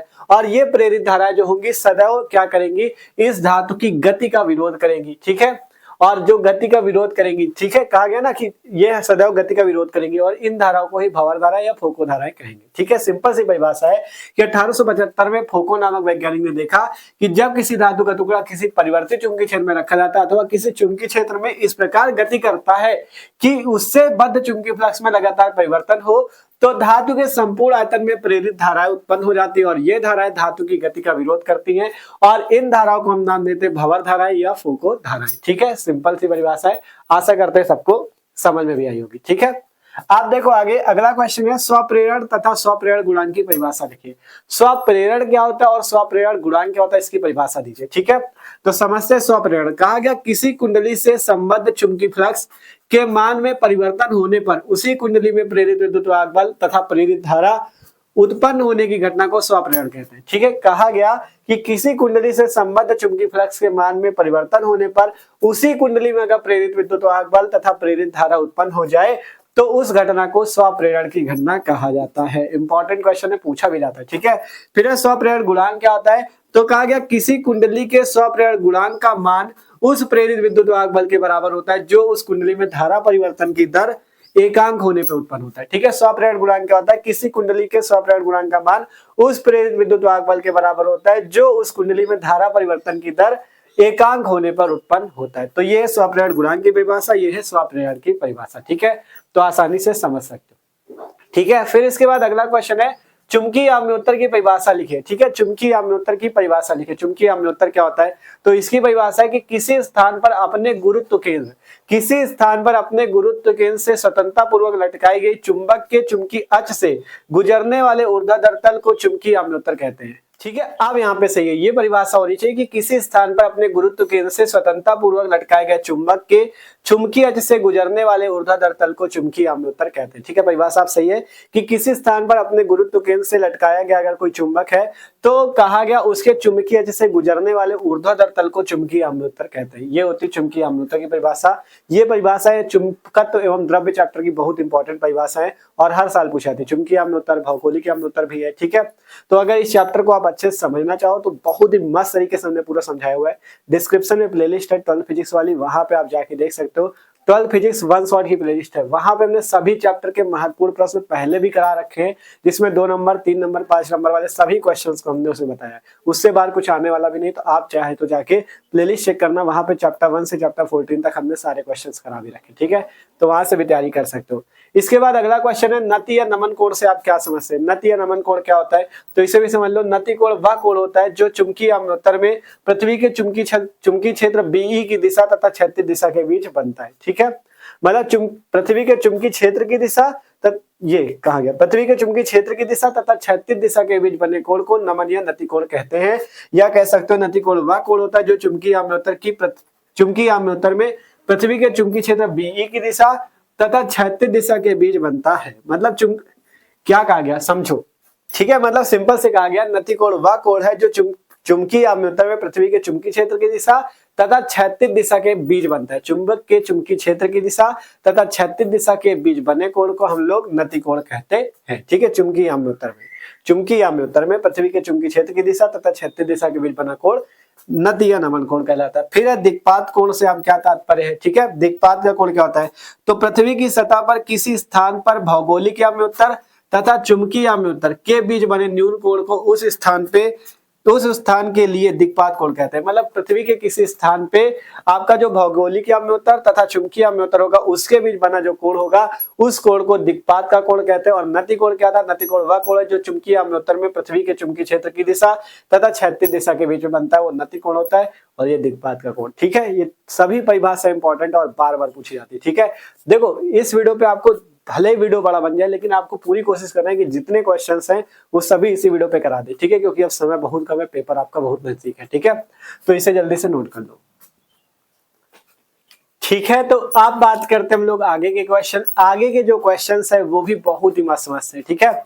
अगला क्वेश्चन देख सकते हो, चुंबकत्व का परमाणु मॉडल की व्याख्या कीजिए। मोस्ट इंपॉर्टेंट क्वेश्चन है और कई बार ये पेपर में भी पूछा गया है, ठीक है। चुंबकत्व का परमाणु मॉडल लिखिए। क्या होता है चुंबकत्व का परमाणु मॉडल, तो समझना ध्यान से। चुंबकत्व का परमाणु मॉडल क्या होता है, कहा गया प्रत्येक पदार्थ असंख्य परमाणुओं से मिलकर बना है। कोई भी पदार्थ है तो असंख्य परमाणुओं से मिलकर बना होता है, ठीक है। प्रत्येक परमाणु के केंद्र पर एक धनावेशित नाभिक होता है। जैसा कि आपको पता है प्रत्येक परमाणु के केंद्र पे धनावेशित नाभिक होता है, जिसके चारों ओर विभिन्न कक्षाओं में इलेक्ट्रॉन घूमते रहते हैं। ये इलेक्ट्रॉन कक्षीय परिक्रमण के अतिरिक्त अपनी धुरी पर भी घूमते रहते हैं, इसे चक्रण कहते हैं। चूंकि प्रत्येक इलेक्ट्रॉन आवेशित होता है, अतः कक्षीय अथवा चक्रण गति करता हुआ इलेक्ट्रॉन एक धारावाही लूप या चुंबकीय द्विध्रुव की भांति व्यवहार करता है। इसी कारण परमाणु में चुंबकीय आघूर्ण उत्पन्न होता है। और चुंबकीय आघूर्ण का अधिकांश भाग इलेक्ट्रॉनों के चक्रण के कारण होता है और कक्षीय परिक्रमण के कारण आघूर्ण बहुत कम होता है। यही चुंबकत्व का परमाणु मॉडल होता है। समझना ध्यान से, कहा गया प्रत्येक पदार्थ, कोई भी पदार्थ है तो मतलब असंख्य परमाणुओं से मिलकर बना है। और अगर कोई परमाणु है, मान लो कोई परमाणु है, तो परमाणु के आपको पता है परमाणु के केंद्र में एक छोटा सा भाग होता है जिसे नाभिक बोलते हैं, जिसपे प्लस आवेश होता है। और इस नाभिक के चारों ओर इलेक्ट्रॉन क्या होते हैं, विभिन्न कक्षाओं में चक्कर लगा रहे होते हैं, ठीक है। इलेक्ट्रॉन जो होते हैं यहाँ पे विभिन्न कक्षाओं में चक्कर लगा रहे होते हैं। तो जो इलेक्ट्रॉन कक्षाओं में चक्कर लगाते हैं उसे क्या बोलेंगे, इलेक्ट्रॉन की कक्षीय गति बोलेंगे। उसे इलेक्ट्रॉन की क्या बोलेंगे, कक्षीय गति। तो इलेक्ट्रॉन बताया गया कि इलेक्ट्रॉन नाभिक के चारों ओर विभिन्न कक्षाओं में गति तो करते हैं, मतलब कक्षीय गति तो करते हैं, इसके साथ साथ वो अपनी धुरी, मतलब जैसे इलेक्ट्रॉन यहाँ पे तो अपनी धुरी के भी चारों ओर घूमते हैं, जिसे कौन सी गति बोलते हैं, चक्रण गति। वो चक्रण गति भी करते हैं, मतलब इलेक्ट्रॉन जो है कक्षीय गति और चक्रण गति दोनों करते हैं, ठीक है। इलेक्ट्रॉन कक्षीय गति और चक्रण गति दोनों करते हैं। तो कहा गया अतः कक्षीय अथवा चक्रण गति करता हुआ इलेक्ट्रॉन एक धारावाही लूप अथवा चुंबकीय द्विध्रुव की भांति व्यवहार करता है। मतलब ये जो इलेक्ट्रॉन चक्रण गति और कक्षीय गति करता है, तो कक्षीय गति अथवा चक्रण गति करता हुआ इलेक्ट्रॉन एक धारावाही लूप अथवा चुंबकीय आघूर्ण की तरह व्यवहार करता है, ठीक है। और इसी कारण परमाणु में चुंबकीय आघूर्ण उत्पन्न होता है। चुंबकीय आघूर्ण का अधिकांश भाग इलेक्ट्रॉनों के चक्रण के कारण होता है। अधिकांश भाग किसके कारण होता है, अधिकांश भाग जो होता है चुंबकीय आघूर्ण का अधिकांश भाग जो होता है परमाणु में किस कारण होता है, चक्रण गति के कारण। और कम भाग किसके कारण होता है, कक्षीय गति के कारण। यही पूरा मॉडल जो कहलाता है चुंबकत्व का परमाणु मॉडल कहलाता है। सिंपल सा कुछ नहीं है, कहा गया प्रत्येक पदार्थ असंख्य परमाणुओं से मिलकर बना है और प्रत्येक परमाणु के केंद्र में एक छोटा सा भाग होता है जिसे नाभिक बोलते हैं। धनावेशित नाभिक होता है जिसके चारों ओर विभिन्न कक्षाओं में इलेक्ट्रॉन घूमते रहते हैं। ठीक है, ये इलेक्ट्रॉन कक्षीय परिक्रमण के अतिरिक्त, मतलब कक्षीय कक्षाओं में घूमने के अतिरिक्त ये इलेक्ट्रॉन अपनी धुरी पर भी घूमते रहते हैं, मतलब अपनी ही, मान लो यहाँ पे स्थित है तो इसके चारों ओर अपनी धुरी पे ही घूमते रहते हैं। इसे चक्रण कहते हैं। इस गति को क्या कहते हैं? चक्रण कहते हैं।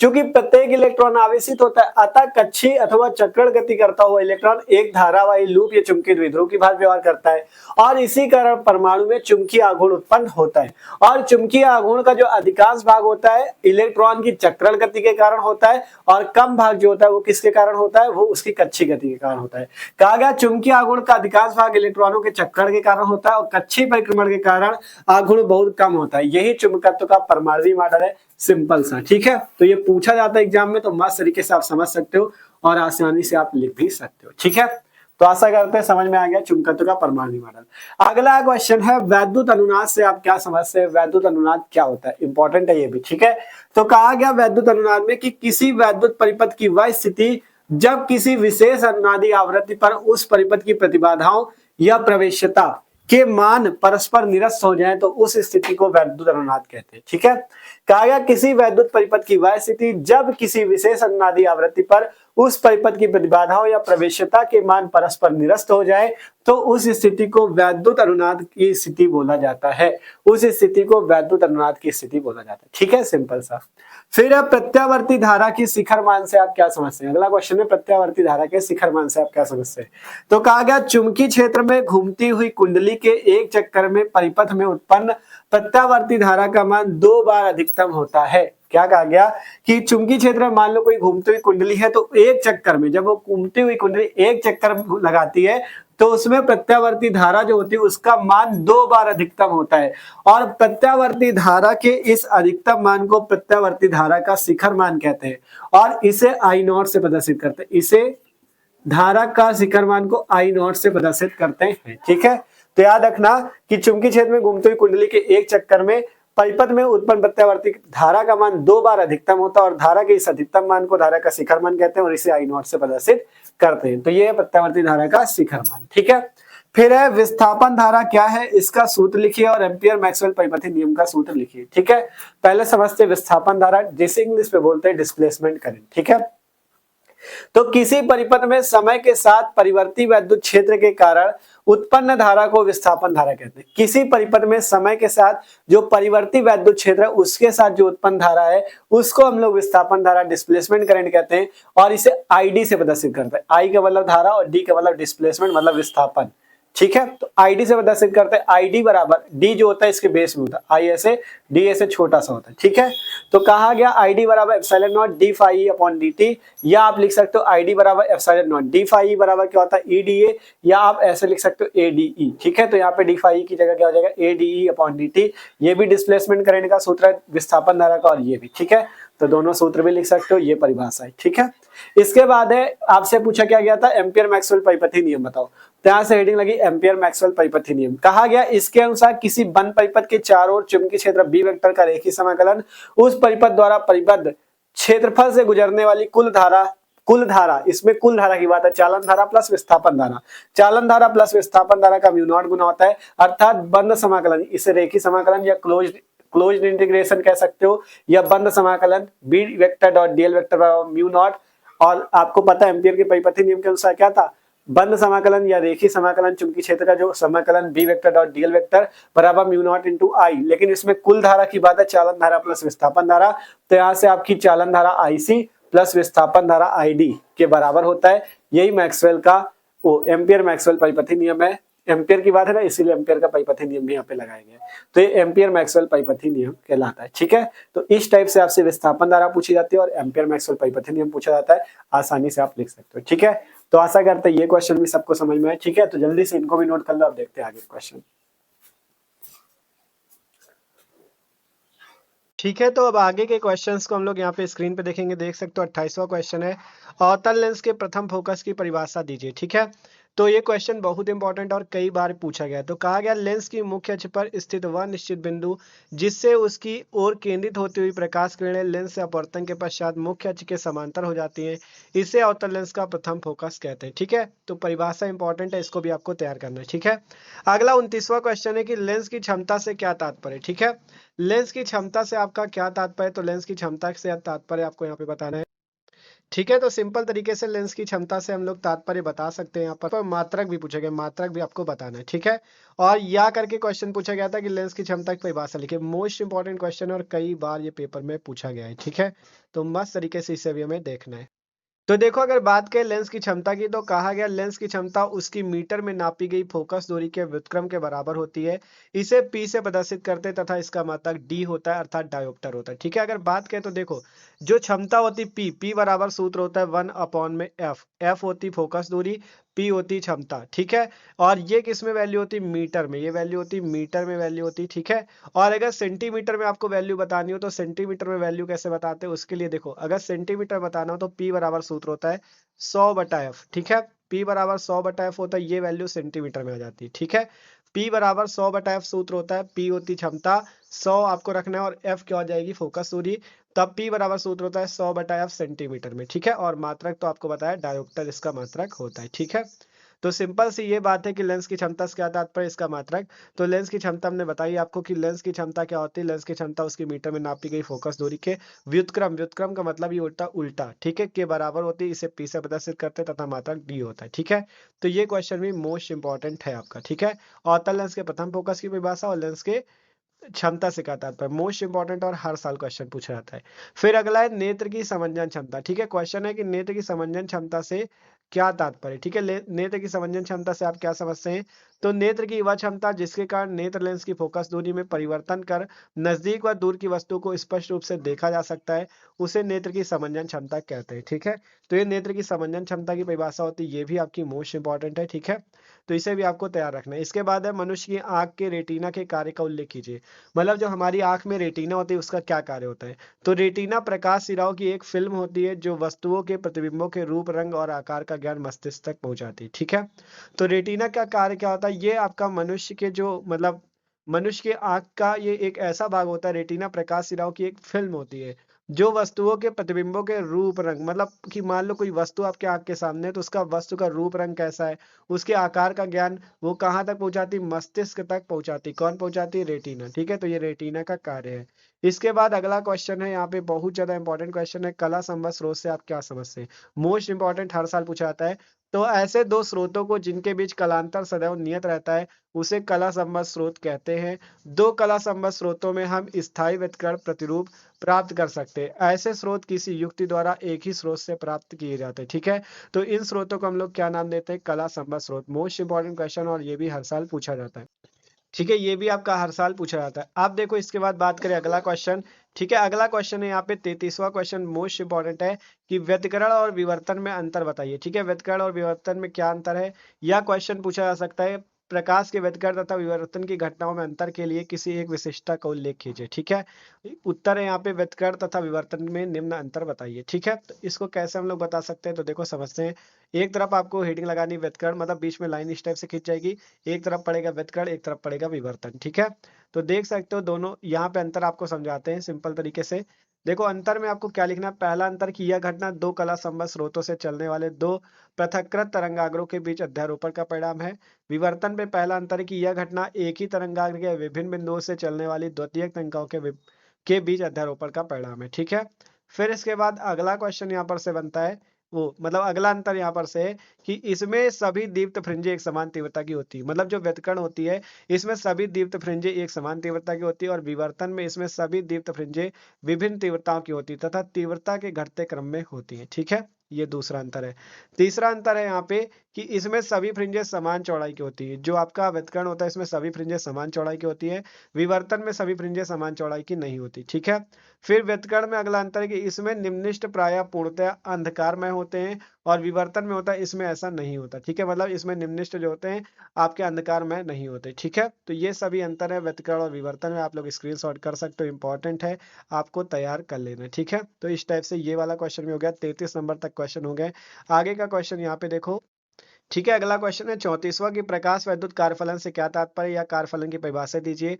देहली आवृत्ति एवं कार्यफलन में संबंध बताइए। तो परिभाषा देखते हैं, कार्यफलन की वह न्यूनतम प्रकाश ऊर्जा जो किसी धातु पृष्ठ से इलेक्ट्रॉन उत्सर्जित करने के लिए आवश्यक होती है, उस धातु का प्रकाश वैद्युत कार्यफलन वर्क फंक्शन कहलाती है। सामान्यतः इसको डब्ल्यू से प्रदर्शित करते हैं और डब्ल्यू बराबर सूत्र होता है एच न्यू नॉट, अथवा आप लिख सकते हो डब्ल्यू बराबर H C upon lambda naught. यही पूछा गया था कि कार्यफलन और देहली आवृत्ति में संबंध। यहाँ पे न्यू नॉट जो होती है इस टाइप से जो लिखा है इसे बोलते हैं देहली आवृत्ति। एच होता है यहाँ पे प्लांक नीतांक, डब्ल्यू होता है कार्यफलन।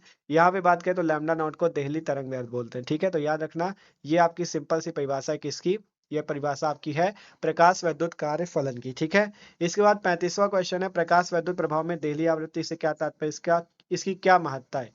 तो यहाँ पे पढ़ना आप लोग देखो, इसको भी कहा क्या गया है कि देहली आवृत्ति आपतित प्रकाश की वह न्यूनतम आवृत्ति है जो किसी धातु से प्रकाश इलेक्ट्रॉन का उत्सर्जित करा सके। इसे न्यू नॉट से प्रदर्शित करते हैं और इसमें कम आवृत्ति के प्रकाश से कोई प्रकाश इलेक्ट्रॉन नहीं निकलता, यही इसकी महत्ता है। मतलब कहा गया कि देहली आवृत्ति आपतित प्रकाश की एक ऐसी न्यूनतम आवृत्ति, शब्द याद रखना, न्यूनतम आवृत्ति है जो किसी धातु से प्रकाश इलेक्ट्रॉन का उत्सर्जन करा सकती है और इसे न्यू नॉट से प्रदर्शित करते हैं।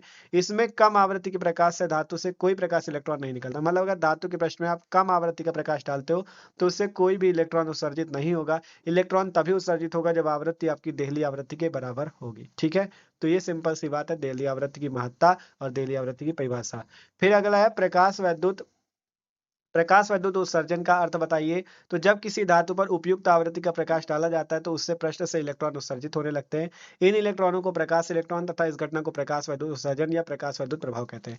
मतलब जब किसी धातु पे आपका देहली आवृत्ति का प्रकाश डाला जाता है, उपयुक्त आवृत्ति का मतलब देहली आवृत्ति का जब प्रकाश डाला जाता है तो इस धातु से इलेक्ट्रॉन निकलने लगते हैं, इलेक्ट्रॉन उत्सर्जित होने लगते हैं।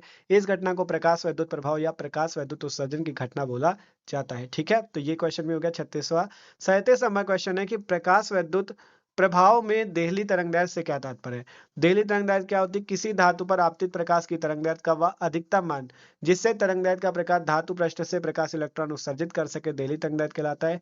इसे लैम्डा नॉट से प्रदर्शित करते हैं और यह देहली आवृत्ति की संगत तरंगदैर्घ्य होती है, अर्थात लैम्डा नॉट बराबर सी अपॉन न्यू नॉट। ठीक है, जहां न्यू नॉट देहली आवृत्ति और लैम्डा नॉट देहली तरंगदैर्घ्य, सी बराबर प्रकाश की चाल निर्वात में। ठीक है, मतलब सीधी सी परिभाषा ये कहती है कि जब धातु से तभी प्रकाश इलेक्ट्रॉन उत्सर्जित होंगे। कहा गया वह अधिकतम तरंगदैर्घ्य, लैम्डा नॉट एक ऐसी अधिकतम तरंगदैर्घ्य है, वह अधिकतम तरंगदैर्घ्य जो किसी धातु के पृष्ठ से इलेक्ट्रॉनों को उत्सर्जन करा सके, उस तरंगदैर्घ्य को देहली तरंगदैर्घ्य बोलते हैं। और देहली आवृत्ति के संगत ये तरंगदैर्घ्य होती है, अर्थात लैम्डा नॉट बराबर सी अपॉन न्यू नॉट। ठीक है, सी प्रकाश की चाल है। तो ये क्वेश्चन भी कंप्लीट होता है 37 नंबर। अगला क्वेश्चन की बात करते हैं 38वां। ठीक है, 38वां क्वेश्चन यहाँ पर से देखो, प्रकाश वैद्युत प्रभाव के संबंध में निरोधी विभव की परिभाषा दीजिए। निरोधी विभव क्या होता है। कहा गया निरोधी विभव धन प्लेट पर लगाया गया वह न्यूनतम ऋणात्मक विभव होता है जो आपतित प्रकाश की किसी आवृत्ति के संगत कैथोड से उत्सर्जित सभी प्रकाश इलेक्ट्रॉनों को प्लेट तक पहुंचाने से रोकता है, अर्थात जिस पर वैद्युत धारा शून्य हो जाती है। इसका मान आपतित प्रकाश की आवृत्ति तथा फोटोसेल के कैथोड की धातु पर निर्भर करता है। तो ये आपकी निरोधी विभव की परिभाषा, ये भी इंपॉर्टेंट है और पूछी जाती है एग्जाम में, तो इसको भी स्क्रीनशॉट कर लो, तैयार कर लेना। ठीक है, फिर देखते हैं अगला क्वेश्चन। अगला क्वेश्चन यहाँ पर से देख सकते हो, परमाणु में इलेक्ट्रॉन की स्थायी कक्षा किसे कहते हैं तथा इसकी शर्त क्या होती है। तो याद रखना कुछ निश्चित त्रिज्याओं की कक्षा है जिनमें घूमता इलेक्ट्रॉन ऊर्जा का उत्सर्जन नहीं करता, स्थायी कक्षा कहलाती है। कहा गया कुछ निश्चित त्रिज्याओं की कक्षा है जिनमें घूमता इलेक्ट्रॉन ऊर्जा का उत्सर्जन नहीं करता, स्थायी कक्षा कहलाती है। और इन कक्षाओं में घूमते इलेक्ट्रॉन का कोणीय संवेग h/2π का पूर्ण गुणज होता है। मतलब mvr बराबर nh/2π। ठीक है, यहाँ पे समझो mvr बराबर कहा गया nh/2π, जहाँ mvr कोणीय संवेग है और nh/2π का पूर्ण गुणज होना चाहिए, तभी इलेक्ट्रॉन उस कक्षा में चक्कर लगाएगा। n की जगह 1 2 3 आप लिख सकते हो, ये बोहर के अनुसार आपका दिया गया था। ठीक है, सीधा से बात थी कि इसकी क्या शर्त है, स्थायी कक्षा की शर्त क्या है। मतलब कहा गया है कि देखो परमाणु में इलेक्ट्रॉन की स्थायी कक्षा किसे कहते हैं, इसकी शर्त क्या होती है। इसकी शर्त यही है कि इन कक्षाओं में घूमते इलेक्ट्रॉन का कोणीय संवेग h/2π होना चाहिए, तभी इलेक्ट्रॉन उस कक्षा में चक्कर लगाएंगे, यही इसकी शर्त भी है। ठीक है, तो 39वां क्वेश्चन हो गया। लास्ट क्वेश्चन है 40 नंबर की, एक क्यूरी की परिभाषा दीजिए या क्यूरी किस भौतिक राशि का मात्रक है। क्यूरी का मान क्यूरी का मान कितना होता है, ठीक है, तो ये आपको बताना है। तो समझो क्यूरी क्या होती है। यह रेडियो एक्टिव पदार्थ की सक्रियता का मात्रक है। इसको इस प्रकार परिभाषित किया जाता है। यदि किसी रेडियो एक्टिव पदार्थ में 3.7 × 10 विक्टन प्रति सेकंड होते हैं तो उस पदार्थ की सक्रियता 1 क्यूरी होगी। अर्थात 1 क्यूरी बराबर 3.7 × 10 विक्टन पर सेकंड या बेकुरल, ठीक है। इस टाइप से आप 1 क्यूरी की परिभाषा दे सकते हो। तो ये थे आपके पूरी फिजिक्स के, ठीक है, पूरी 12th फिजिक्स के 40 सबसे महत्वपूर्ण क्वेश्चन इस वीडियो पे हमने कराए, जो कि पेपर में हर साल पूछा जाता है। अगर आप इनको तैयार कर लेते हो तो आपको, हमने कहा था ना, ये जो 10 या 15 नंबर के आपके क्वेश्चन आएंगे, आपके 10-15 नंबर आसानी से इस वीडियो को देखने के बाद पक्के हो जाएंगे। बस आपको करना क्या है, 6 मार्च से पहले पहले इन सभी क्वेश्चन को तैयार कर लेना, ठीक है। तो आशा करते हैं वीडियो सबको अच्छा लगा होगा, तो वीडियो को लाइक कर लो। और इससे पहले आपको और भी वीडियो देख लेने हैं जिसमें हमने बहुविकल्पी प्रश्नों को सभी को कराया है, और भी आगे वीडियो आने वाले हैं, तो जल्दी से चैनल को सब्सक्राइब कर लो। डिस्क्रिप्शन में फिजिक्स की प्लेलिस्ट है, वहां पे आप जाके मस्त तरीके से तैयारी कर सकते हो। तो मिलते हैं अगले वीडियो पे।